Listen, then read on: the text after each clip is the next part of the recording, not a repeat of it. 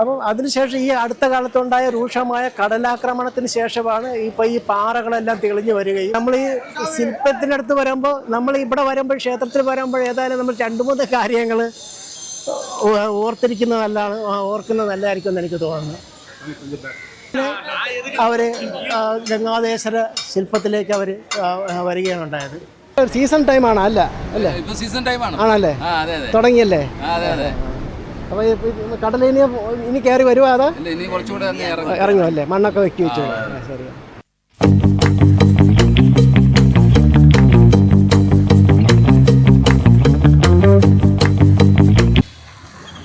ഞാനിപ്പോൾ ഉള്ളത് ആഴിമല ശിവക്ഷേത്രത്തിൻ്റെ ആർച്ചിന് മുന്നിലാണ്. ഈ ആഴിമല ശിവക്ഷേത്രത്തിൻ്റെ ആർച്ചിന് മുന്നിൽ അത്യാവശ്യം കടകളൊക്കെ ഉണ്ട്. ഡ്രിങ്ക്സ് ഇപ്പോൾ തുറന്നിട്ടില്ല. ഞാൻ ഇച്ചിരി അല്പം രാവിലെയാണ് വന്നിട്ടുള്ളത്. കിഴക്കേക്കോട്ടയിൽ നിന്ന് സ്ഥിരമായിട്ട് ഇതുവഴി ഇങ്ങോട്ട് ബസ്സുണ്ട്. ഇപ്പോഴും അങ്ങോട്ടേക്കാണ് ഈ ടൂറിസ്റ്റ് ബസ് ഉണ്ട്. അപ്പോൾ ടൂറിസ്റ്റ് ബസ്സുകളൊക്കെ വന്നുകൊണ്ടിരിക്കുകയാണ്, അങ്ങോട്ട് പോകാൻ വേണ്ടി വന്നിരിക്കുകയാണ്. ധാരാളം ടൂറിസ്റ്റ് ബസ്സുകൾ വന്ന് പോകുന്ന ഇടമാണ്. എല്ലാം അങ്ങോട്ട് തന്നെ പോകുന്നത്. ആഴിമല ക്ഷേത്രത്തിലേക്കാണ് പോകുന്നത്. ഇങ്ങനെ തുടരെ ആഴിമല ക്ഷേത്രത്തിലേക്ക് ബസ് പോയിക്കൊണ്ടേയിരിക്കും. എല്ലാ അയ്യപ്പന്മാരുമുണ്ട്. അത് നോർത്ത് ഇന്ത്യൻസാണ് കൂടുതൽ വരുന്നത്. ഈ പെട്ടെന്ന് പ്രസിദ്ധി ആർജിച്ച ഒരു ക്ഷേത്രമാണിത്. ആഴിമല ക്ഷേത്രത്തിൻ്റെ നടയിൽ പോയി ഇറങ്ങാൻ പറ്റുന്ന രീതിയിൽ ബസ് കിട്ടും. അപ്പോൾ അത് ടൈം ഷെഡ്യൂളുണ്ട്. ആ ടൈം ഷെഡ്യൂളിന് മാത്രമേ അതുള്ളൂ. അപ്പോൾ അതല്ലാതെ നിങ്ങൾക്ക് അത്തരം ടൈം ഷെഡ്യൂളിൽ ഒരുപാട് ഡിലേ വന്നാൽ ഉടനെ തന്നെ വിഴിഞ്ഞം പൂവാറെന്നുള്ള ബസ്സിൽ കയറിയാൽ ഇവിടെ വന്ന് ഈ പുളിങ്കുടി ജംഗ്ഷനിൽ വന്ന്, ഇത് പുളിങ്കുടി ജംഗ്ഷൻ എന്നാണ് പറയുന്നത്. ഈ പുളിങ്കുടി ജംഗ്ഷനിൽ വന്ന് ഇറങ്ങാം. ആഴിമല ഈ ഗംഗാധേശ്വര ശില്പം വെച്ചതിന് ശേഷം ഞാൻ ഇതുവരെ പോയിട്ടില്ല. ഞാനൊരു 15 കൊല്ലം മുന്നെയാണ് പോയിട്ടുള്ളത്. അപ്പം ഇനി നമുക്ക് അങ്ങോട്ട് പോയി നോക്കാം. ബസ്സിൽ വരുന്നവർ കിഴക്കേക്കോട്ടയിൽ വന്നിട്ട്, ദൂരസ്ഥലങ്ങളിലുള്ളവർ കിഴക്കേക്കോട്ടയിൽ വന്നിട്ട് അവിടുന്ന് ഇവിടുത്തെ ആഴിമല ക്ഷേത്രം ചോദിച്ച് ബസ് കയറിയാൽ മതി. അത് വിഴിഞ്ഞം പൂവാറെന്ന് പറയുന്ന ബസ്സിൽ കയറിയാലും ഇവിടെ ആഴിമല ക്ഷേത്രത്തിൽ ടിക്കറ്റ് എടുത്താൽ ഇവിടെ അവർ ഇറക്കും. കുറച്ച് ദൂരമേ ഉള്ളൂ, 800 മീറ്ററേ ഉള്ളൂ. അതല്ലാതെ ഡയറക്റ്റ് ആഴിമല ക്ഷേത്രത്തിൻ്റെ നടയിലേക്ക് നമുക്ക് ബസ്സുണ്ട്. അത് മിനി ബസ്സാണുള്ളത്. അപ്പോൾ അത് ടൈം ഷെഡ്യൂളുണ്ട്. അപ്പോൾ ആ ടൈം ഷെഡ്യൂളിൽ മാത്രമേ ഇവിടെ ബസ് സർവീസ് ഉണ്ടാകത്തുള്ളൂ. അതല്ലാതെ നമുക്ക് എപ്പോഴും കണ്ടിന്യൂ ബസ്സുള്ള ഒരു റൂട്ട് തന്നെയാണ് ഇത്.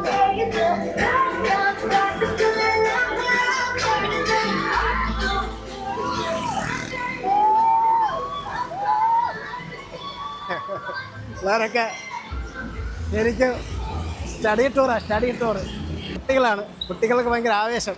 നമുക്കും പോവാം, ക്ഷേത്രത്തിലേക്ക് നമുക്കും പോവാം. അത്യാവശ്യം ടൂറിസ്റ്റുകൾ ഇപ്പോൾ ഉണ്ട്. അയ്യപ്പന്മാരാണ് ഇപ്പോൾ കൂടുതൽ വന്നിരിക്കുന്നത്.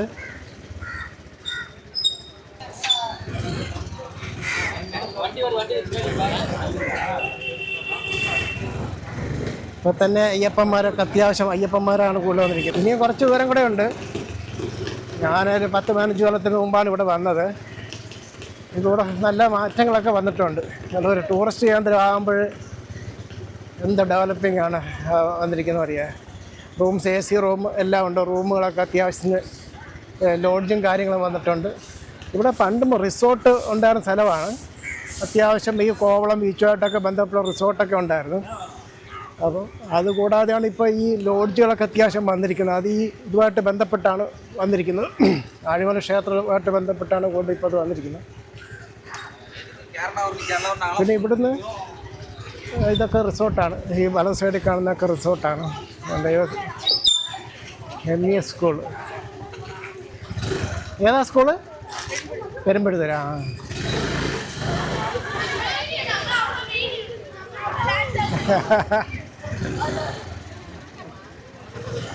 നല്ല മാറ്റം. ഇതുമൊക്കെ പാർക്കിംഗ് സൗകര്യം, ഒരുപാട് പാർക്കിംഗ് സൗകര്യമൊക്കെ ഉണ്ട്. പെരുമ്പഴുതൂരുള്ള സ്കൂൾ കുട്ടികളെ ഇവിടെ ആഴിമലയെ കൊണ്ടുവന്നിരിക്കുകയാണ്. ടീച്ചേഴ്സ് എല്ലാവരും ഉണ്ട്. ഇത് വൺ ഡേ ടൂറാ? ഇത് വൺ ഡേ ടൂറാണ്.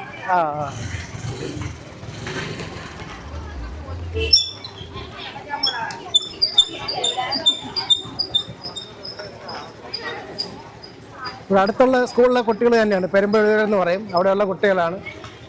അതുകൊണ്ട് ടീച്ചർമാർ രാവിലെ ആഴിമല ഗംഗാധരേശ്വര ശില്പം കാണാൻ വേണ്ടി വന്നിരിക്കുകയാണ്.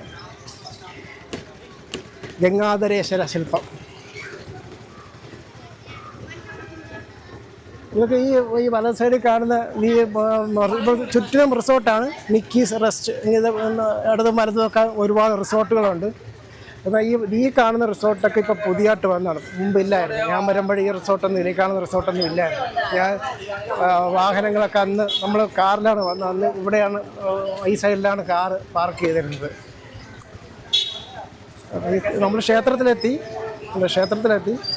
ഇത് പുതിയതായിട്ട് വന്ന റിസോർട്ടാണ് ഈ വലസൈറ്റിൽ കണ്ടത്. അപ്പോൾ ആവശ്യത്തിന് ലോഡ്ജുകളും എല്ലാം ഉണ്ട്. വരുന്നവർക്ക് അതിനുള്ള സൗകര്യങ്ങളുണ്ട്. പൂജ നടത്താൻ വരുന്നവർക്കും ബലിതർപ്പണത്തിനൊക്കെയുള്ള സൗകര്യമുണ്ട്. ഇവിടെ അടുത്ത് കടലുമൊക്കെ ഉള്ളതുകൊണ്ട് ബലിതർപ്പണത്തിനുള്ള സൗകര്യമുണ്ട്. ഇപ്പോൾ നമ്മൾ ഏതായാലും കൊണ്ട് സ്കൂട്ടർ വെച്ചിട്ട് നമുക്ക് ബാക്കി കാര്യങ്ങൾ നോക്കാം. നല്ലൊരു ആൽമരമുണ്ട് ഇവിടെ. ഗംഗാധരേശ്വര ശില്പത്തിൻ്റെ താഴെയും പാറക്കെട്ടുള്ള കുളിക്കരുതെന്നും പറഞ്ഞ് ബോർഡെല്ലാം വെച്ചിട്ടുണ്ട്. അപ്പോൾ അത് എല്ലാവരും ഈ വരുന്ന യുവാക്കൾ ഒന്ന് ശ്രദ്ധിക്കണം. അങ്ങേ സൈഡിലും ഇങ്ങേ സൈഡിലുമൊക്കെ അങ്ങനെയാണ്, പാറക്കെട്ടുകളാണ്. അപ്പോൾ ഇവിടെയൊക്കെ ഇറങ്ങാനല്ല, ഇറങ്ങാതിരിക്കുന്നതാണ് നല്ലത്. പോയാൽ അറിയില്ല, പെട്ടെന്നാണ്. അതായത് ഇവിടെ ആഴം കൂടുതലാണ്. ഇവിടം വരെ ഈ വിഴിഞ്ഞ ഹാർബറിൻ്റെ പുലിമുട്ട് ഇവിടം വരെ വരാനുള്ളതാണ്. ഇപ്പോൾ ഒന്നാം ഘട്ടമേ ഉള്ളൂ. അവിടെ തൊട്ടപ്പുറത്ത് കാണുന്നുണ്ട്, അത് പുലിമുട്ടാണ്. അതിങ്ങനെ ഈ ഗംഗാധരേശ്വര ശില്പത്തിൻ്റെ ബാക്ക് വരെ വരും. ഈ ബാക്ക് വരെ വന്നിട്ടാണ് അത് പൂർത്തീകരിക്കുന്നത്. അപ്പോൾ ഇവിടെയും ഈ 20 മീറ്ററിലധികം ആഴമുള്ളൊരു സ്ഥലമാണ്. അപ്പോൾ അതുകൊണ്ട് എല്ലാവരും ഈ വരുന്ന യുവാക്കൾ വരുമ്പോൾ ഒന്ന് ശ്രദ്ധിക്കണമെന്നാണ് എനിക്ക് പറയാനുള്ളത്. ഇതിപ്പോൾ ക്ഷേത്രത്തിൻ്റെ വടക്ക് ഭാഗം കൊണ്ടുള്ള കാഴ്ചകളാണ്.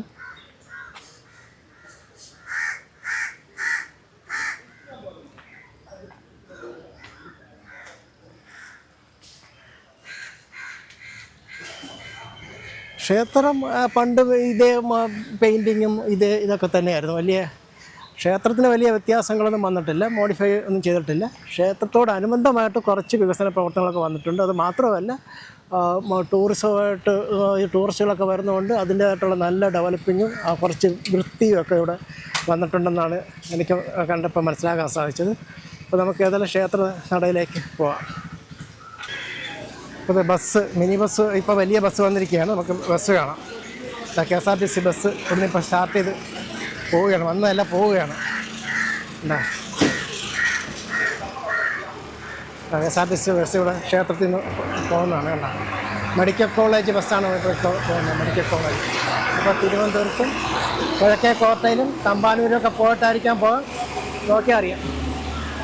കിഴക്കേക്കോട്ട കിഴക്കേക്കോട്ട പാളയം പട്ടം.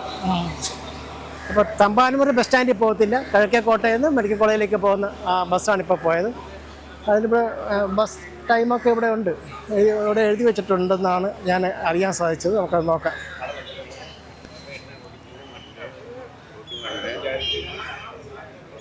ക്ഷേത്രമായിട്ട് ബന്ധപ്പെട്ട അത്യാവശ്യം വേണ്ട പൂജാ സാധനങ്ങളും മാലകളും എല്ലാം ഇവിടെ ഉണ്ട്. അത്യാവശ്യം വേണ്ട സാധനങ്ങളൊക്കെ ഇവിടെ ഇപ്പോൾ ഉണ്ട്.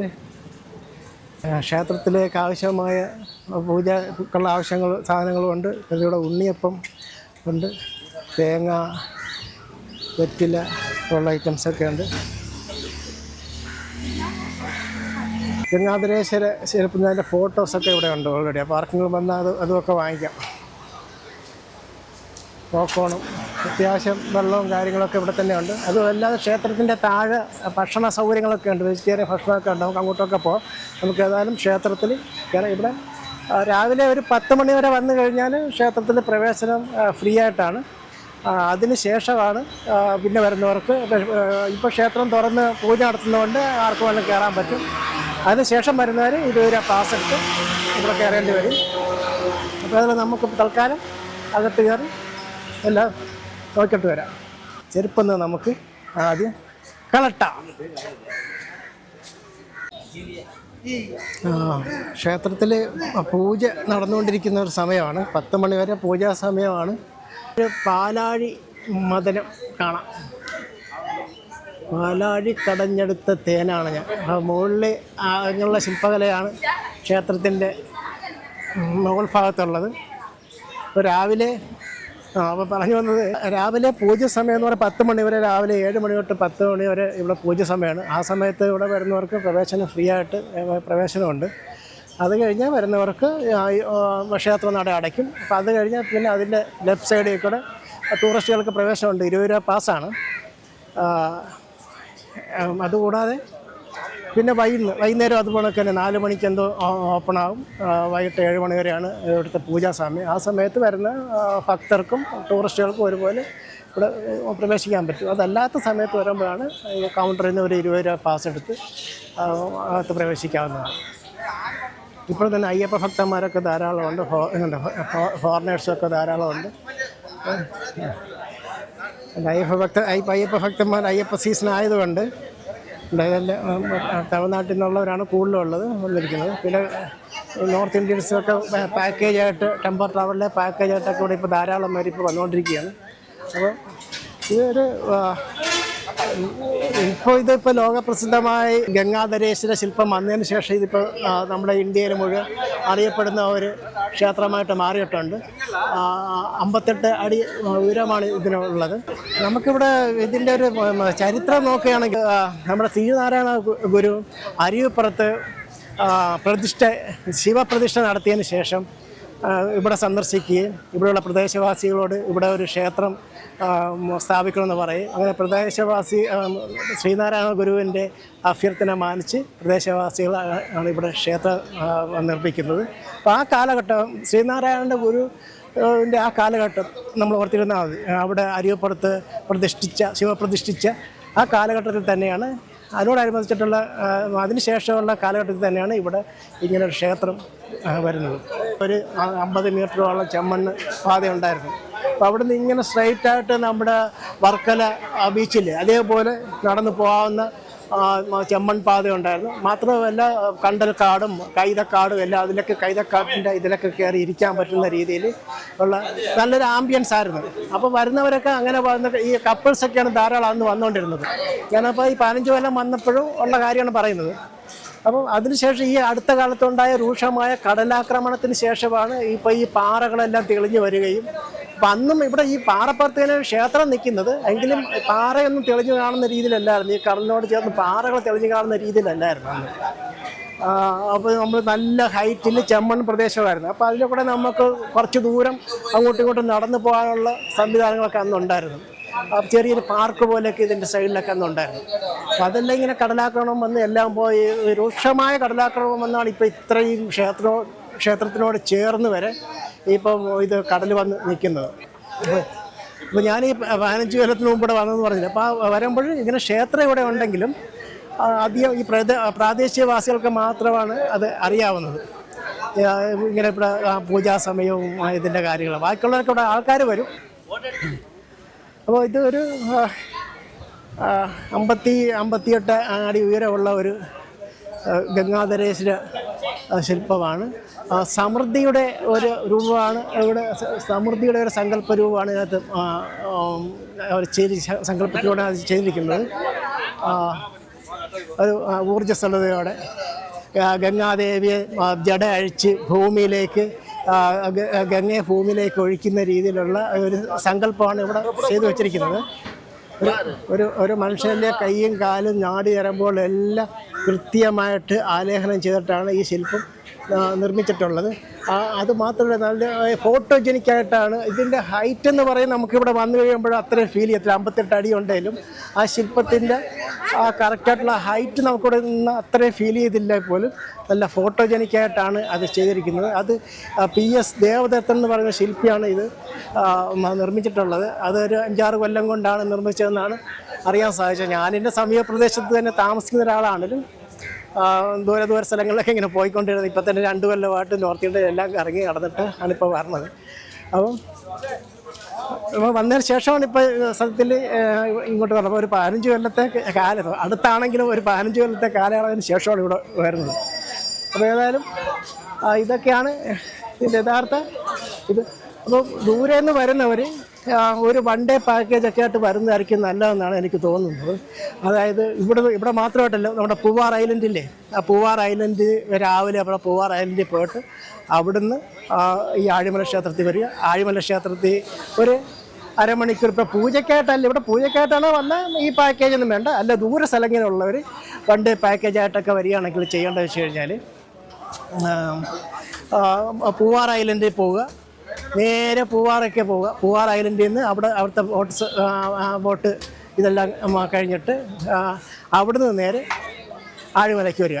ആഴിമല വന്ന് ഇവിടെ ഒരു ഒരു മണിക്കൂർ ചിലവഴിച്ചിട്ട് അതിനുശേഷം നേരെ വിഴിഞ്ഞം ഹാർബറൊക്കെ കണ്ട് അവിടെ ഒരു അരമണിക്കൂറിൻ്റെ കാര്യമേ ഉള്ളൂ. ഒരു മണിക്കൂറിനുള്ളിൽ അവിടുത്തെ വിഴിഞ്ഞം ഹാർബറിൻ്റെയും അവിടുത്തെ ഇതെല്ലാം കണ്ട് അദാനി പോർട്ടും എല്ലാം നമുക്ക് അവിടെ പോയി കാണാൻ സാധിക്കും. അത് നമുക്കൊരു അരമണിക്കൂർക്കുള്ള ആവശ്യമില്ലെന്നാണ് എനിക്ക് പറയാനുള്ളത്. അപ്പം അത് കഴിഞ്ഞിട്ട് നേരെ കോവളത്ത് പോവുക. ഉച്ചയ്ക്ക് ഒരു 3 മണി 4 മണിയാകുമ്പോൾ കോവളത്തേക്ക് അല്ല 7 മണി വരെ അവിടെ ചിലവഴിക്കുക. അപ്പം അങ്ങനെ വൺ ഡേ പാക്കേജായിട്ട് വരുന്നതായിരിക്കും ദൂരെയുള്ളവർ ചെയ്യേണ്ടത്. അതായിരിക്കും നല്ലതാണെന്നാണ് എൻ്റെ ഒരു അഭിപ്രായം. ഇവിടെ നമ്മൾ ഇവിടെ നമുക്കൊരു ഒരു മണിക്കൂർ ചിലവഴിക്കാനുള്ളത് ഉള്ളു. അല്ല പൂജയായിട്ട് വരുന്നവർ ഇപ്പോൾ ബലിതർപ്പണം, ബാവ് പോലെയുള്ള ബലിതർപ്പണത്തിന് വരിക അങ്ങനെയൊക്കെ വരുന്നവരാണെങ്കിൽ ഇപ്പോൾ താഴെ ഭക്ഷണശാലകളൊക്കെ ഉണ്ട്. അവിടുന്ന് ഭക്ഷണമൊക്കെ കഴിച്ച് ഇവിടെ തന്നെ ഒരു ദിവസം ചിലവഴിക്കാവുന്നതാണ്. പൂജ നടക്കുന്നത് ഡോക്ടർമാരാണ് ഇപ്പോൾ വന്നുകൊണ്ടിരിക്കുന്നത്. ഇപ്പോൾ ഇനി അങ്ങോട്ട് കൂടി വരത്തേ ഉള്ളൂ. ഇപ്പം ഞാൻ രാവിലെ വന്ന ഇച്ചിരി തിരക്കൊഴിഞ്ഞ് ഫോട്ടോയും വീഡിയോ ഒക്കെ എടുക്കാമെന്ന് വിചാരിച്ച് വന്നതാണ്.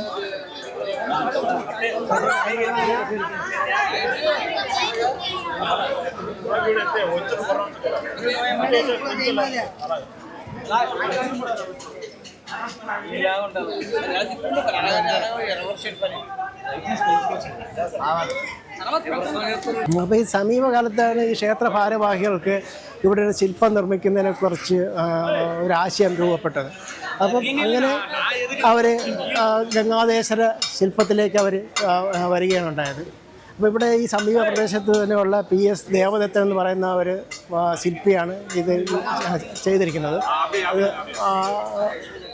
അതും നല്ല മനോഹരമായിട്ട് അത് നമുക്ക് ഈ ഇവിടെ അടുത്ത് വരുമ്പോൾ നമുക്ക് ഫീൽ ചെയ്യുന്നതിനേക്കാളും കൂടുതൽ കറക്റ്റ് ഫോട്ടോജനിക്കാണ്. നമ്മുടെ മനുഷ്യശരീരത്തിലുള്ള ഓരോ നാടിഞരമ്പുകളും കൃത്യമായിട്ട് അതിനകത്ത് ആലേഖനം ചെയ്തിട്ടുണ്ട്. നമുക്കതൊന്ന് കാണാം.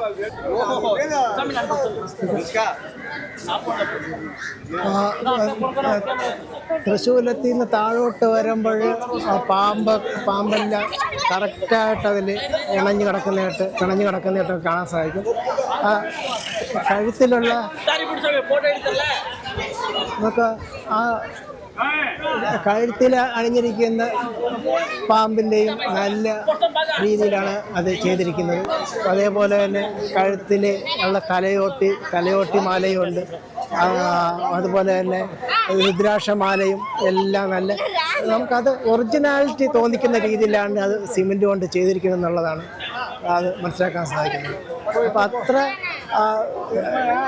ഫിനിഷിങ്ങോടെ അത്ര ആക്യുറേറ്റോടെ ആണ് ഇത് ചെയ്തിരിക്കുന്നത്. കാൽമുട്ട ഇത് സിമെൻറ്റിലും നിർമ്മിച്ചിട്ടുള്ളതാണ്. എങ്കിലും അത് കറക്റ്റായിട്ട് ഇത് ആലേഖനം ചെയ്തിട്ടുണ്ടെന്നുള്ളതാണ് കണ്ടത്. ആ കാൽമുട്ടിൻ്റെ ഒക്കെ ഇതൊക്കെ കറക്റ്റായിട്ട് ആലേഖനം ചെയ്തിരിക്കുകയാണ്. ആ കാലിലെ ഞരമ്പുകളൊക്കെ കൃത്യമായിട്ട് നമ്മുടെ കാലിലുള്ള ഞരമ്പ് പോലെ കൃത്യമായിട്ട് അത് കാണിച്ചിരിക്കുകയാണ്, ആലേഖനം ചെയ്തിരിക്കുകയാണ്.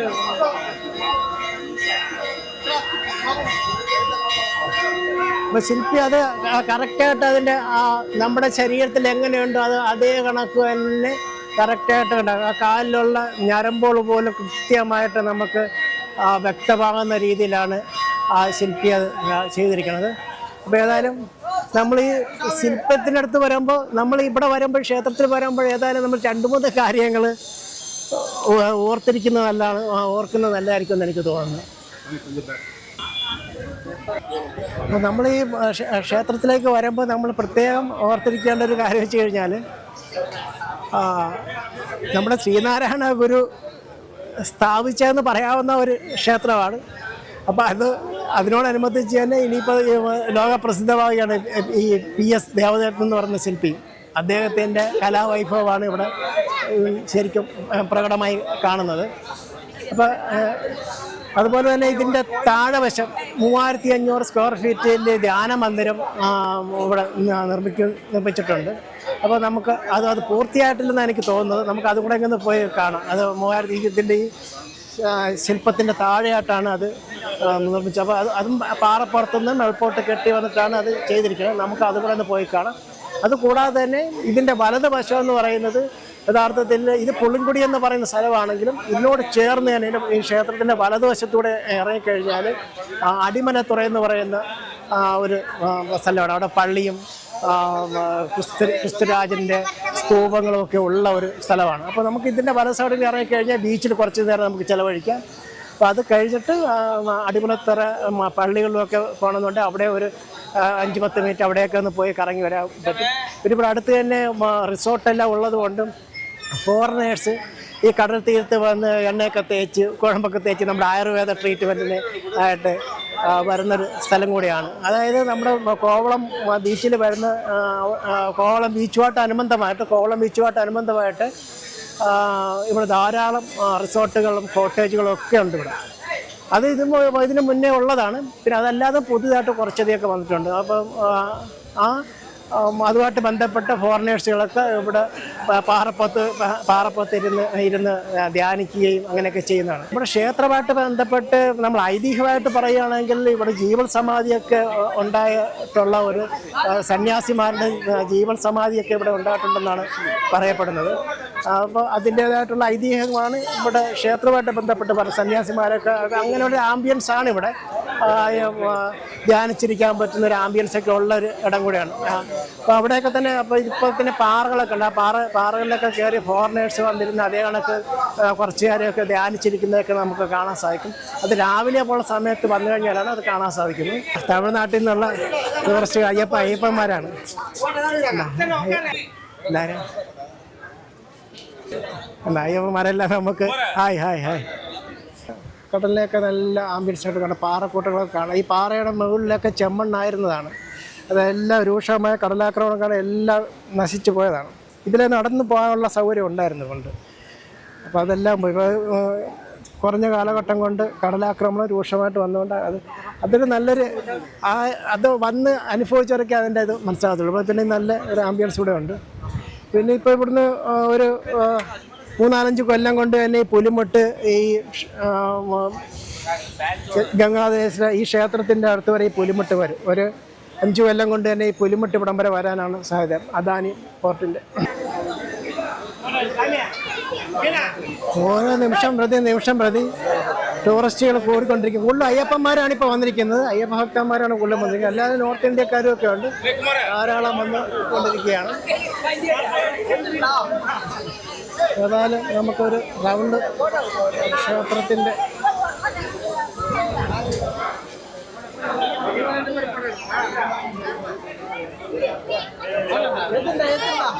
അടിമലത്തുറ ബീച്ചിലുമൊക്കെ ഒന്ന് പോയി നമുക്കൊന്ന് നോക്കാം. താഴെയും പാർക്കിംഗ് സൗകര്യമുണ്ട്. അങ്ങോട്ടാണ് ഇപ്പോൾ ഈ ട്രാവലർ പോണത്. അപ്പോൾ അതിന് പാർക്കിംഗ് ഫീസുണ്ട്. പിന്നെ പാർക്കിംഗ് ഫീസ് എങ്ങനെ റേറ്റ് ഉള്ളു? കാറിന് 20, ട്രാവലിന് 30. രണ്ട് റേറ്റ് തന്നെ അല്ലേ?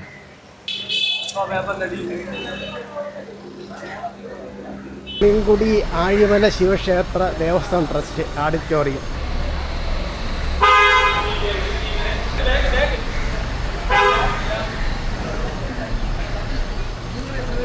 താഴെയും ഇങ്ങോട്ട് താഴോട്ടിറങ്ങിയാലും ഒരു ആൽമരവും ഇവിടെ ഒരു കാവ് പോലെ ഉണ്ട്. ഇവിടെയും പൂജയൊക്കെ നടത്തുന്നതാണ്. ഇവിടെയെല്ലാം നിർമ്മാണ പ്രവർത്തനങ്ങൾ ഇപ്പോൾ ഈ തിരക്കില്ലാത്ത സമയമായപ്പോൾ ഇവിടെ നിർമ്മാണ പ്രവർത്തനമൊക്കെ നടത്തിക്കൊണ്ടിരിക്കുകയാണ്.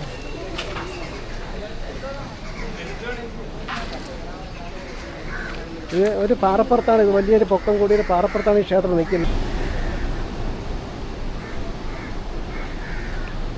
വിപുലവും വിശാലവുമായ സ്ഥലങ്ങളാണ്. താഴെ ഈ പാറക്കെട്ടുണ്ട്. അവിടെ ഇപ്പോൾ ആരൊക്കെ തുണി അലക്കുന്നുണ്ട്. അവിടെയൊക്കെ ഡേഞ്ചറായ സ്ഥലങ്ങളാണ്. ഇത് താഴോട്ട് സ്റ്റെപ്പുകളുണ്ട്, നമുക്ക് താഴോട്ടൊക്കെ പോവാം. വളരെ പ്രകൃതി മനോഹരമായൊരു സ്ഥലം കൂടിയാണ്. ചുറ്റും നല്ല കാണാനൊക്കെ നല്ല ക്ഷേത്ര പരിസരമാണല്ലോ, നല്ല മനോഹരമായിട്ടാണ് അറേഞ്ച് ചെയ്തിരിക്കുന്നത്. ഇതിൻ്റെ പിന്നാമ്പുറത്തേക്കാണ് നമ്മൾ പോകുന്നത്. ക്ഷേത്രത്തിൻ്റെ പിന്നാമ്പുറത്തിലൂടെ ഗംഗാധീശ്വര ദേവനെ കാണാം. ഗംഗാധീശ്വര പ്രതിഷ്ഠ. കാർ പാർക്കിനൊക്കെ അത്യാവശ്യം സൗകര്യങ്ങളുണ്ട്.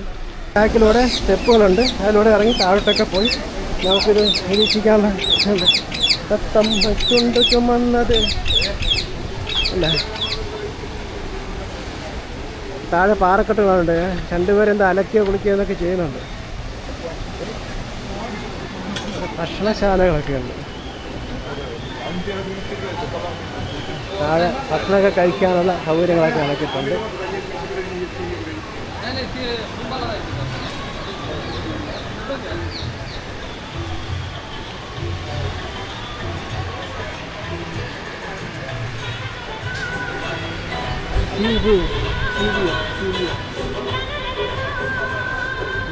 ഇവിടെ എല്ലാം നന്നായിട്ട് ഡെവലപ്പായിട്ടുണ്ട്. കാട് പിടിച്ച് കടന്നിരുന്ന സ്ഥലമാണ്. ടൂറിസ്റ്റിൽ വന്നപ്പോഴുള്ള വ്യത്യാസം എന്തെന്നുള്ളത് കാണണമെന്നുണ്ടെങ്കിൽ ഇവിടെ വന്ന ഈ ആഴിമല വന്ന് ഏതാനും ചുരുങ്ങിയ നാൾ കൊണ്ട് തന്നെ ആഴിമല എന്തുമാത്രം ഡെവലപ്പായെന്നുള്ളതാണ്. അതുകൊണ്ടാണ് നമ്മൾ പറയുന്നത് മിക്ക ഈ വിഴിഞ്ഞം പോലുള്ള സ്ഥലങ്ങളുമൊക്കെ ശരിക്കും ടൂറിസ്റ്റ് കേന്ദ്രമായിട്ട് മാറ്റിക്കഴിഞ്ഞാൽ ശരിക്കും ഡെവലപ്പാകും. നല്ല വൃത്തിയോടുകൂടി നിൽക്കാം. ഇപ്പോൾ ഗൈഡ് ചെയ്യാൻ വേണ്ടി ഇവിടെ ഉണ്ട്, കുടയം പിടിച്ചേണ്ട ആളിരിപ്പുണ്ട് താഴെ.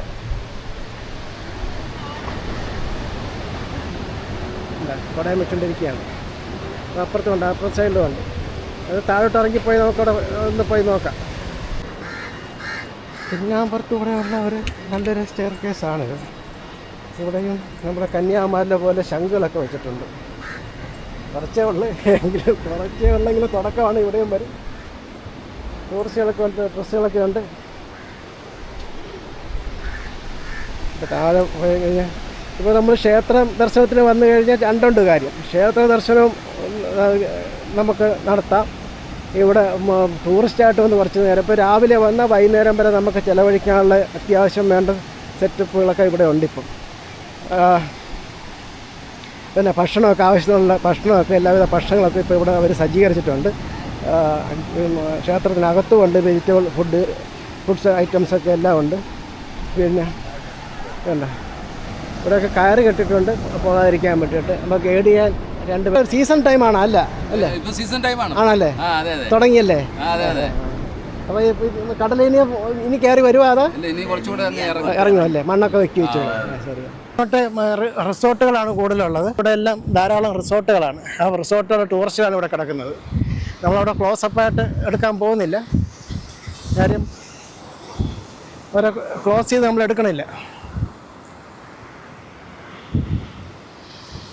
അതെല്ലാം ഇത് കോട്ടേജിലുള്ള ആൾക്കാരാണ് ഇവിടെ വന്ന് കിടക്കുന്നത്.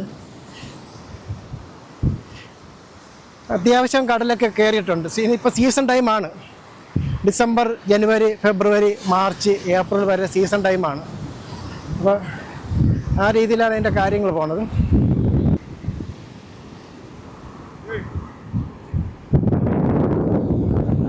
ടൂറിസ്റ്റ്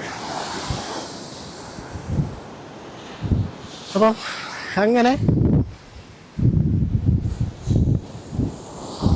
ഡിസംബർ, ജനുവരി, ഫെബ്രുവരി, മാർച്ച് മാസങ്ങളാകുമ്പോൾ ഇവിടെ ശരിക്കും സീസൺ ടൈമുകളാണ്. അപ്പോൾ ഇതാണ് അടിമലത്തുറയുടെ തുടക്കം. ഇവിടെയാണ് അടിമലത്തുറ പള്ളിയും എല്ലാം ഉള്ളത്. അതിൻ്റെ കുരിശടികളാണ് ഇവിടെ കാണുന്നത്. നമുക്ക് ഈ കുരിശടിയിലെല്ലാം ഒന്ന് പോവാം. ഇത് നല്ല ഒരു പുൽമൈതാനം, ഫുട്ബോൾ കോർട്ടുണ്ട്. നല്ല അടിപൊളി പുൽമൈതാനമാണ്. ഇവിടുന്ന് അങ്ങോട്ട് പൂവാർ ഐലൻഡ് വരെ ഒരു 10-20 അതിൽ കൂടുതൽ ഫുട്ബോൾ കോർട്ടുകളുണ്ട്. അത് ചെമ്മണ്ണ് പൂശിയതും അല്ലാതെയും എല്ലാം. പിന്നെ ഇവിടെ ഒരു ക്രിസ്തുരാജൻ്റെ ഒരു സ്തൂപമുണ്ട്. എന്താ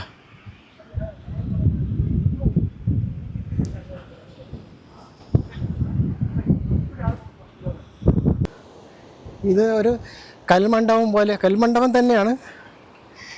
കൽമണ്ഡപം പോലെ കെട്ടിയിട്ടിരിക്കുന്ന ഒരു മണ്ഡപമാണ്. കൂടുതൽ നമ്മൾ തമിഴ്നാടുകളിലേക്കാണ് ഇതുപോലുള്ള മണ്ഡപങ്ങൾ കാണുന്നത്. അതിനകത്ത് യേശുക്രിസ്തുവിനെ മാലാഖ സാന്ത്വനപ്പെടുത്തുന്നതായിട്ടുള്ള ഒരു ചിത്രമാണ്, ഒരു ശില്പമാണ് കൊടുത്തിരിക്കുന്നത്. അടിമലത്തുറ പള്ളിയുടെ കുരിശടിയാണ് ഈ കാണുന്നത്.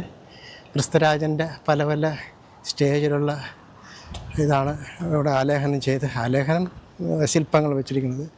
മുകളിൽ 1 2 3 4 സ്റ്റെപ്പായിട്ടാണ്, 4 നിലകളായിട്ടാണ്.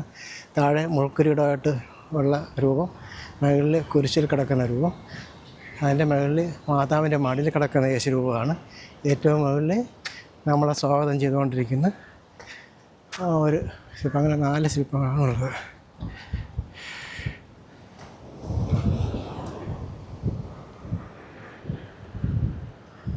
ഒരമ്മച്ചി ഇവിടെ ഇരുന്ന് പ്രാർത്ഥിച്ചുകൊണ്ടിരിക്കുകയാണ്. നമ്മൾ ഡിസ്റ്റർബ് ചെയ്യേണ്ട, അമ്മച്ചി പ്രാർത്ഥിക്കട്ടെ. ഇവിടെ ഉണ്ട് അടുത്തുള്ള മണ്ഡപത്തിൽ ക്രിസ്തുരാജൻ കിടക്കുന്നു. ക്രൂശിൽ നിന്ന് ഇറക്കിയതിന് ശേഷമുള്ള ഇതാണ്, രൂപമാണ്. അതിമനോഹരമാണ്. ഇവിടെ കുടകളെല്ലാം വെച്ച് ബീച്ചിൽ ഇങ്ങനെ കാണാൻ നല്ല മനോഹരമായിട്ട് ഇവിടെ ആ വെള്ള കുടകളൊക്കെ ഇരിക്കുന്ന കാണാൻ നല്ല രസമുണ്ട് കാണാൻ.